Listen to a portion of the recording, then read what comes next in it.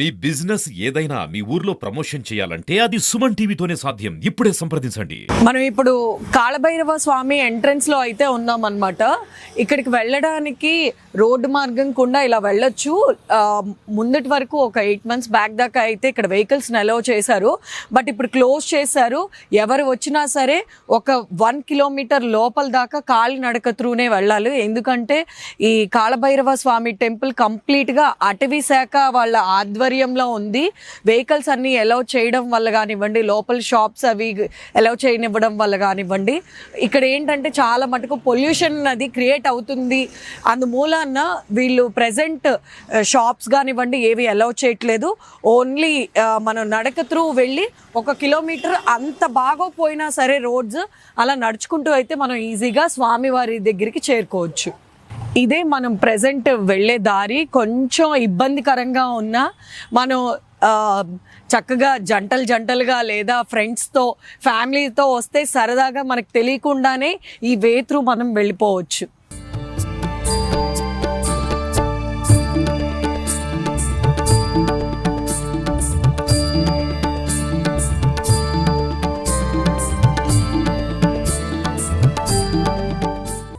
ఈరోజు మనం వైజాగ్ భీమిలి నియోజకవర్గంలో ఉన్న శ్రీ కాళభైరవ స్వామి టెంపుల్కి అయితే వచ్చేసాము.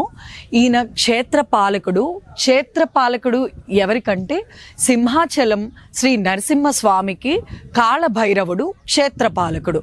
సో మనం నా వెనకాల కనిపిస్తుంది కదా, ఇదే శ్రీ భైరవ కోనలో ఉన్న భైరవ స్వామి టెంపుల్. ఇదే కాళభైరవుడు ఇక్కడే వెలిసినట్టుగా ఇక్కడ ప్రసిద్ధి అన్నమాట. సో దీని హిస్టరీ కొంచెంగా మనం తెలుసుకుందాం ఇప్పుడు.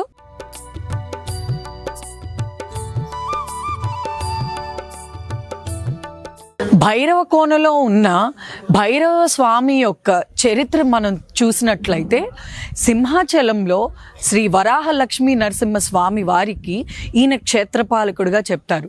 ఫస్ట్ భక్తులు ఒక మట్టి కుండతో కొద్దిగా నీళ్లు తీసుకొని వచ్చి భైరవ స్వామికి అభిషేకం చేసుకొని ఆ తర్వాత ఇక్కడ దగ్గరగా ఉన్న శ్రీ వరాహ లక్ష్మీ నరసింహస్వామి వారి దగ్గరికి వెళ్ళి అలాగే గంగా స్నానం అది చేసి వారు అప్పుడు తమ తలనీనాల్ని అర్పించి తర్వాత స్వామివారి దర్శనం చేసుకొని అయితే వెళ్తారు.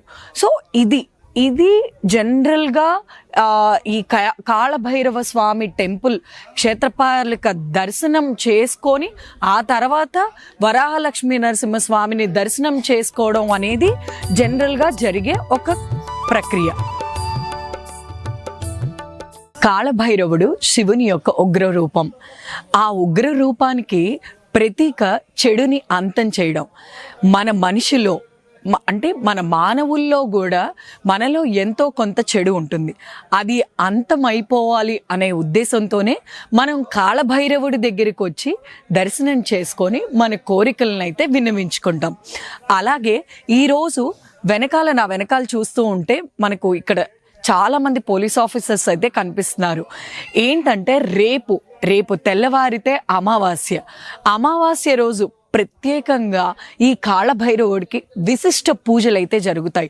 చాలామంది భక్తులు తమ కోరికలు విన్నవించుకోవడానికి అలాగే తమ మీద ఉన్న చెడుని వదిలించుకోవడానికి ఇక్కడికి వచ్చి కాళభైరవుడి దగ్గరికి వచ్చి దీపాలు పెడితే వాళ్ళల్లో ఉన్న చెడు అంతమైపోయి వాళ్లకు సుఖ సంతోషాలు వస్తాయని ఇక్కడ వాళ్ళు నమ్ముతారు. మనం కూడా ఇప్పుడు వెళ్ళి స్వామివారి దర్శనం చేసుకుందాం.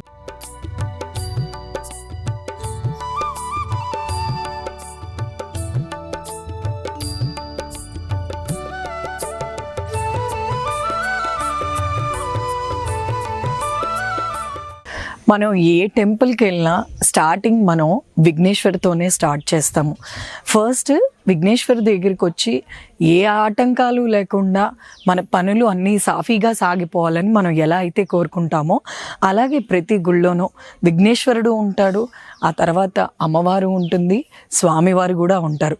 అలాగే మనం ఇక్కడ చూసినట్టయితే పాత రాతి అన్నమాట, చాలా పాతకాలం టెంపుల్, పురాతనమైన టెంపుల్ కాబట్టి ఇక్కడ చాలా పాత విగ్రహాన్ని మనం ఇక్కడ చూడొచ్చు. అలాగే ప్రతిష్ఠించిన విగ్రహం వినాయకుడిని కూడా మనం ఇక్కడ చూడొచ్చు.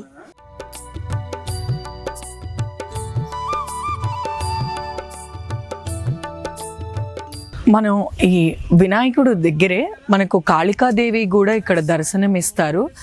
కాళభైరవుడు ఎలా ఉన్నారో ఇక్కడ కాళికామాత కూడా మనకు దర్శనం ఇస్తారు భక్తులకి.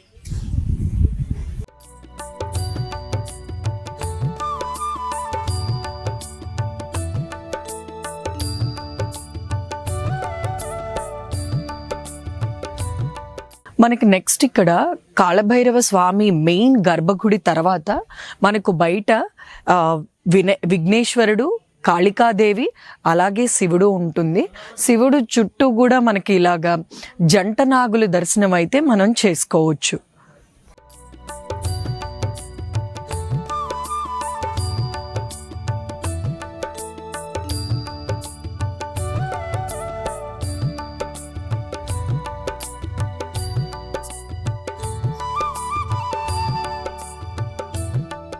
చూశారు కదా కాళభైరవుడు స్వామి, ఆయన విశిష్టత.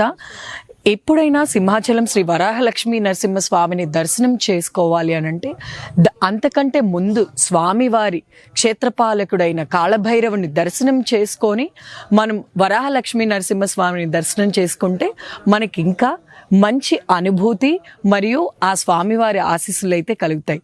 ఈరోజు ఈ వీడియో ఇక్కడితో ఎండ్ చేస్తూ నమస్తే.